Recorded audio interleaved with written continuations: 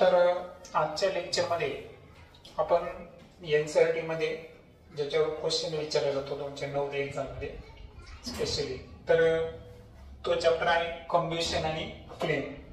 आता फ्लेम जे आहे त्याचा एक्सपेरिमेंट आपल्याला स्पेशल लेक्चर मध्ये करायचं आहे, जे आज 3 वाजता होईल.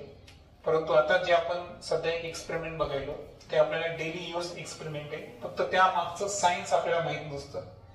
जसं की ही जी मॅच स्टिक आहे, हिला जर आपण केअरफुली जर पाहिलं त्याचे पोर्शन काय दिसतात आपल्याला, थोडस एक लाकडी भाग दिसतो, त्यानंतर समोर जे आहे त्याला काय म्हणता तुम्ही, ठीक आहे, तर ग्लू वगैरे असतो, तर ऍक्च्युअल याला म्हणायचं हेड. काय म्हणायचं, हेड. आणि त्यानंतर या मॅच स्टिकला जर पाहिलं आपण तर इथे एक सरफेस आहे पहा, ज्याच्यावर आपण याला काय करतो, रब करतो, म्हणजे घासतो, बरोबर, फ्रिक्शन करतो. तर हा जो सरफेस आहे हा रबिंग सरफेस आहे. कोणता आहे, रबिंग सरफेस. आता रबिंग सरफेसवर जेव्हा मी याला फक्त रब केलं की लगेच हा काय झाला, बर्न झाला. मग या बर्निंग मागचं रिझन काय आहे, असा कोणता सबस्टन्स या या हेड मध्ये म्हणा किंवा रबिंग सरफेस यामध्ये अशा कोणत्या पद्धतीचे केमिकल्स आहेत की केवळ सिम्पली रब करून सुद्धा ते काय झाले, या ठिकाणी बर्न झाले. आता हेच तुम्ही बाकी अदर प्लेसेसला रब करा, हे इग्निट होईल का, हे पेटणार नाही. मग हे रबिंग सरफेसवरच का पेटलं, मग ऍक्च्युअली या दोघांमध्ये कोणत्या प्रकारची केमिकल रिएक्शन झाली ते आता आपण पाहणार आहोत. आपण हे पण बघणार आहोत की इथं इग्निट होण्याच्या अगोदर काय निर्माण झाली असेल, अगोदर उष्णता. आणि आपण हे पण पाहिलंय की फ्रिक्शन जे आहे हे काय प्रोड्यूस करतो, हीट प्रोड्यूस करतो. मग त्याने इतक्या प्रमाणात हीट प्रोड्यूस केली का की ज्यामुळे या ठिकाणी बर्निंग शक्य झालं. तर ते आता आपण क्वेश्चन आन्सर्स पाहण्याचा प्रयत्न करू. आता कम्बिशन अँड फ्लेम यामध्ये आपण अगोदर कम्बिशन काय आहे हे समजून घेऊ. पण जनरली आपल्याला माहित आहे की ऑक्सिजन या एलिमेंट्सला जेव्हा आपण आठवायचा प्रयत्न करतो तर आपण ऑक्सिजनचे रोल जेव्हा सांगतो तर ऑक्सिजनचं कार्य काय आहे, एक श्वसनासाठी आवश्यक आहे आणि दुसरा आहे ज्वलनासाठी. आता श्वसनासाठी आवश्यक असं जरी म्हणत असो आपण, पण लक्षात ठेवायचं की ऑक्सिजनचा जो रोल आहे ते फायनल रोल जर पाहिला आपण तर पेशीमध्ये जे ग्लुकोज असतं है ना, मेजर सबस्टिट्युएंट्स आपल्या आहारामधला, तर या ग्लुकोजचं ऑक्सिडाइज करण्यासाठी आपल्याला काय लागतो, ऑक्सिजन लागतो. आणि या श्वसन प्रक्रिया तुम्ही अभ्यास केली पहा की त्यामध्ये आपण पाहिलं होतं की जी सेल्युलर रेस्पिरेशन आहे यामध्ये आपण पाहिलं होतं की C6H12O6 हे जे फूड आहे याला ऑक्सिजन काय करतो, त्या फूडला ऑक्सिडाइज करतो आणि पेशीमध्ये काय तयार होतं, कार्बन डायऑक्साइड आणि वॉटर याचं फॉर्मेशन होतं. आणि नंतर हा पेशीतला कार्बन डायऑक्साइड आणि जलबाष्प हिमोग्लोबिन मार्फत रक्तामार्फत कुठपर्यंत येतो, लंग्स पर्यंत. आणि जेव्हा आपण उच्छ्वास है ना एक्सेल करतो एअर, तेव्हा हे वायू बाहेर पडतात. हा झाला ऑक्सिजनचा पहिला रोल. ऑक्सिजनचा दुसरा रोल आहे की आपण जी कोणतीही वस्तू पृथ्वीवर जाळू शकतो, म्हणजे बऱ्याच ज्या जळणाऱ्या वस्तू ना, तर त्या बर्निंग मागचं जर रिझन असेल तर ते काय आहे, ऑक्सिजन. चंद्रावर किंवा इतर ग्रहावर आपण वस्तू जाळू शकत नाही कारण त्या ठिकाणी काय प्रेझेंट नाही, ऑक्सिजन प्रेझेंट नाही. म्हणजे जसं श्वसनासाठी ऑक्सिजन महत्वाचा आहे तसा ज्वलनासाठी, कम्बिशन साठी सुद्धा काय आहे, ऑक्सिजन महत्वाचा आहे. आणि म्हणून लक्षात ठेवायचं की कोणताही सबस्टन्स असू द्या, इव्हन आपण तुम्हाला माहित आहे मेजर कोण असतो आपल्या, कार्बन. म्हणजे आपण जनरली जे काही पदार्थ जाळतो तर त्यामध्ये मेजर कॉन्स्टिट्यूएंट काय असतं, कार्बन. आणि कार्बनचं जेव्हा आपण कम्बिशन करतो त्यावेळेस काय तयार होतो, कार्बन डाय ऑक्साईड. ही एक कम्बिशन रिएक्शन आहे. अजून एक पाहिजे असेल, समजा मॅग्नेशियमची पीठ आहे आणि त्याला आपण हवेमध्ये जर जाळलं तर या ठिकाणी काय तयार होतो, मॅग्नेशियम ऑक्साईड. तर या दोन्ही रिएक्शनला जर मी पाहिलं, इथं मी काय लिहिलं, डेल्टा. डेल्टाचा अर्थ काय असतो? हीट. इथं आपण काय दिली? उष्णता दिली आणि ऑक्सिजनच्या मदतीनं आपण काय केलं या ठिकाणी? कंब्युशन केलं. आता कंब्युशन जे आहे हे आपण बऱ्याच गोष्टीचं करत असतो बघा. तुम्हाला माहित आहे की आपण जेव्हा घरी स्वयंपाकासाठी काय वापरतो? एलपीजी, लिक्विफाईड पेट्रोलियम गॅसचा वापर करत असतो. म्हणजे तिथं आपण त्याला काय करायलो? इग्नाइट, त्याला पेटवायलो आपण आणि त्यापासून आपल्याला काय मिळते? हीट मिळते. सेम पद्धतीनं जी वाहनं आहेत, वाहनांमध्ये पेट्रोल, डिझेल, सीएनजी हे वापरले आपण. म्हणजे आपण काय करायलो? त्याच्यामध्ये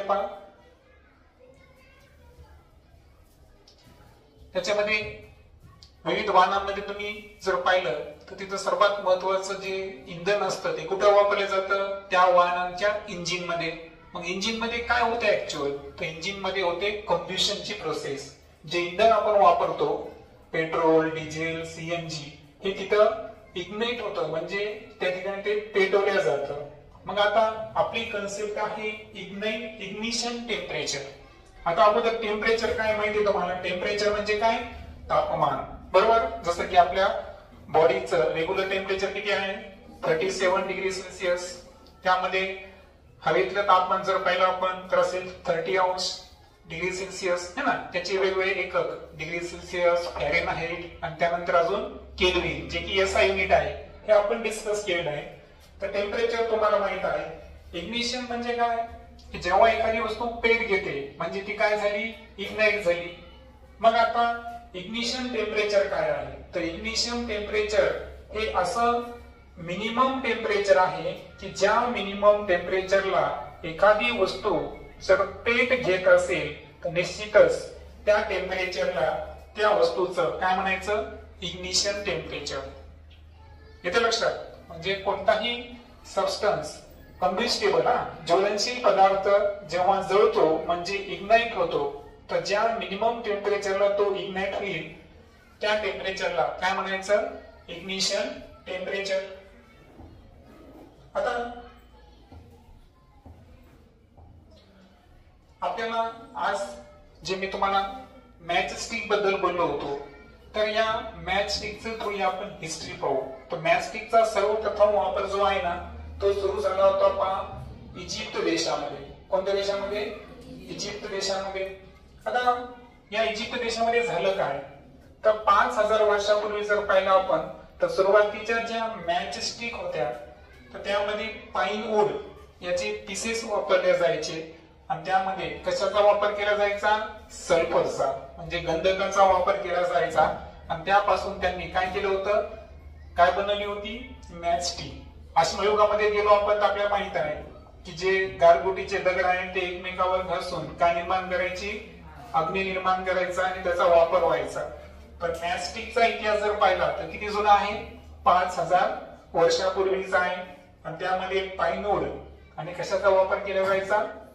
सल्फरचा वापर केला जायचा. आता मॉडर्न जी मॅच स्टिक आहे त्याबद्दल आता आपण बोलू. आता ही जी मॉडर्न मॅच स्टिक तुम्ही जर पाहिली तर याच्यामध्ये सल्फर आहे का? नाही. त्याच्यामध्ये कोणत्या गोष्टी आहेत की ज्या कंबिशन साठी, बर्निंग साठी किंवा फ्लेम तयार करण्यासाठी वापरल्या गेल्या ते आपण डिस्कस करू. आता एक लक्षात घ्या, पहिला जो घटक, आता याच्यामध्ये 2 पार्ट आहेत. मी तुम्हाला अगोदरच म्हणलो की हा जो पार्ट आहे याला आपण काय कन्सिडर करायचं? हेड. काय म्हणायचं याला? हेड. आणि हा जो दुसरा पार्ट आहे याला काय म्हणायचं? Rubbing surface. काय म्हणायचं? Rubbing surface. आता हेड कशाचा बनलेला आहे? तर हेड मध्ये असतं पहा अँटीमनी ट्रायसल्फाइड. अँटीमनी ट्रायसल्फाइड नावाचं एक केमिकल किंवा रसायन म्हणा, हे हा झाला त्यामधला पहिला घटक. त्यानंतर दुसरा घटक आहे KClO3 ज्याचं नाव आहे पोटॅशियम क्लोरेट. काय आहे? Potassium chlorate. त्यानंतर तिसरा घटक आहे त्यामध्ये फॉस्फरस ज्याची संज्ञा काय आहे? P. परंतु फॉस्फरसचे पण 2 प्रकार आहेत पहा, व्हाईट फॉस्फरस आणि रेड फॉस्फरस. तुम्हाला स्टँडर्ड 9 ला 2 टाइप्स आहेत. पैकी कोणता फॉस्फरस घ्यायचा आहे? White phosphorus. आणि त्याच्या व्यतिरिक्त त्या हेडमध्ये काय ऍड असतो? ग्लू ऍड असतो. आता ह्यानंतर हे जो हेड पोर्शन आहे त्याच्या समोर काही प्रमाणात काय असतो? स्टार्च. आता आपल्याला माहित आहे की अॅनिमल मध्ये जे अन्न स्टोर होतं हे ग्लायकोजिनच्या स्वरूपामध्ये होतं आणि वनस्पतीमध्ये अन्न हे कशाच्या स्वरूपात स्टोर होतं? स्टार्चच्या स्वरूपामध्ये. तर स्टार्च आणि जे मागचं पीस आहे हे कशाचं आहे? लाकडाचं आहे, बरोबर. सो आता यामध्ये कोणते कोणते केमिकल्स आहेत हे तुमच्या लक्षात आले आता? अँटीमनी ट्रायसल्फाइड Sp3 हा त्याचा फॉर्म्युला. दुसरा आहे पोटॅशियम क्लोरेट ज्याचा आहे फॉर्म्युला KClO3. त्या व्यतिरिक्त त्याच्यामध्ये कोणता फॉस्फरस आहे? White phosphorus. फॉस्फरसचं वैशिष्ट्य पहा की एवढ्या हवेमध्ये ठेवला तर तो पेट घेतो, येते लक्षात. तर त्याला त्यासोबत कंबाईन केलेलं आहे आणि प्लस ग्लू आहे आणि हेडकडच्या भागामध्ये स्टार्च आणि बॅक साइडला जर पाहिलं तर वूड प्रेझेंट आहे. तर एवढी कॉम्प्लिकेटेड रचना या हेड पीसची असते. आता दुसरा भाग आहे रबिंग सरफेस. कोणता आहे? Rubbing surface. म्हणजे हा पोर्शन आता आपण अभ्यास करूया. या पोर्शन मध्ये जर पाहिलं तर असतं पहा पावडर्ड ग्लास. काय असतं? Powder glass. आणि प्लस त्यामध्ये कोणता फॉस्फरस प्रेझेंट आहे? Red phosphorus. पहा दोन्ही मध्ये फरक आहे. जेव्हा आपण हेड मध्ये पाहिला होता कोणता फॉस्फरस प्रेझेंट होता? White phosphorus. आणि रबिंग सरफेस मध्ये जर पाहिलं आपण तर कोणता फॉस्फरस प्रेझेंट आहे? Red phosphorus. आता जेव्हा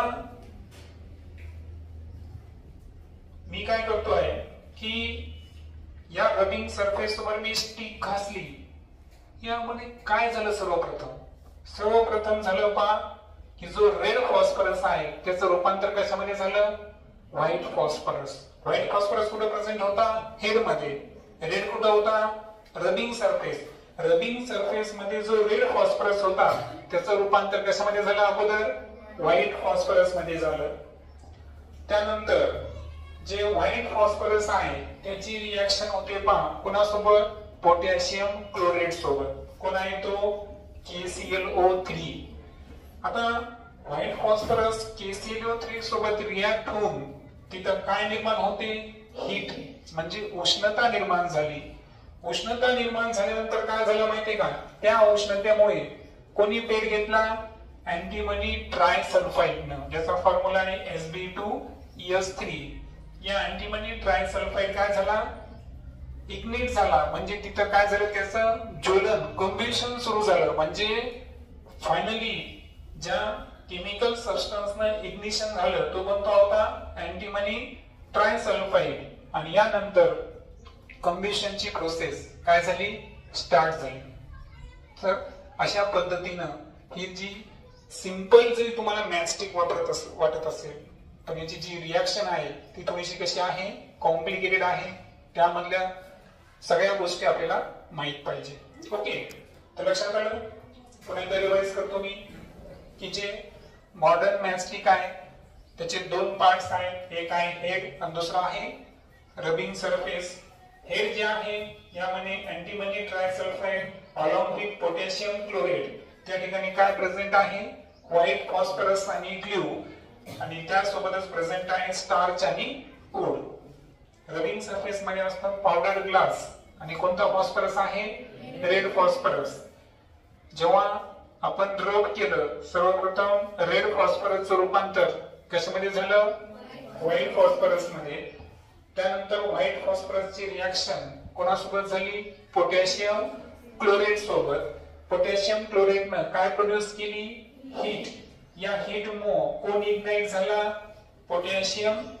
अँटीमनी ट्रायसल्फाइड जो आहे तो इग्नाइट झाला आणि तर काय स्टार्ट झालं? कंबशन स्टार्ट झालं. अशा पद्धतीची कन्स्ट्रक्शन किंवा एक रचना याच्या मागचं जे सायन्स आहे हे या पद्धतीचं आहे. ओके.